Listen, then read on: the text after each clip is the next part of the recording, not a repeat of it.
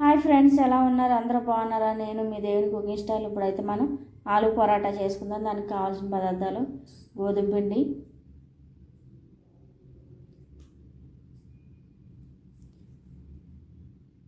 చూడండి, ఉప్పు, కారం, పసుపు, కొంచెం గరం మసాలా, అలాగే ఆలుగడ్డలు బాయిల్ చేసి పెట్టాను నేను.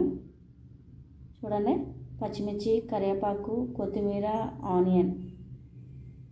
పచ్చిమిర్చి వద్దపోతే తీసేయచ్చు, అంటే చిన్నపిల్లలు తినాలి కదా.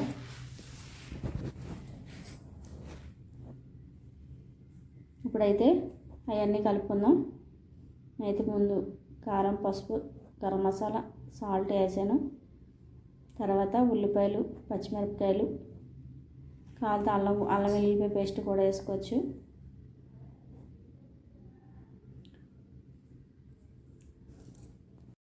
అప్పుడైతే ఆలుగడ్డలు అయితే స్మాష్ చేసుకుందాం.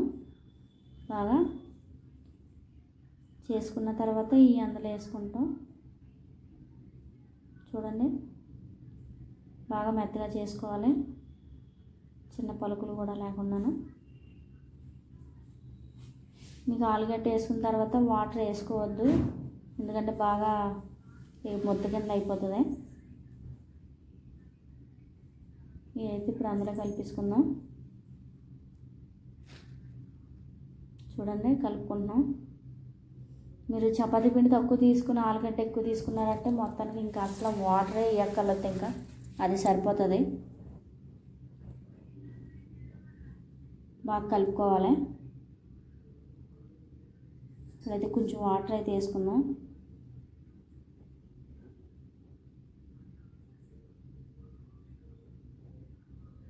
చేతి నిండా అయిపోయింది. మీరైతే కొంచెం వెడల్పుగా ఉన్న గిన్నె తీసుకోండి, నేనైతే చిన్న గిన్నె తీసుకున్నాను, అందుకే నాకు ఇంతలాగా అయ్యింది. చూడండి, పిండి అయితే కలుపుకున్నాం.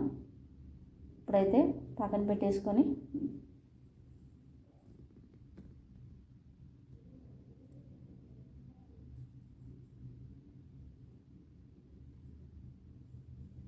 కొంచెం నానింది పిండి, పక్కన పెట్టేశాను నేను ఒక 5 నిమిషాలు, అందుకే నానింది. మీకు అలాగ ఉంటే సరిపోతుంది, చక్కగా వస్తుంది చపాతీ.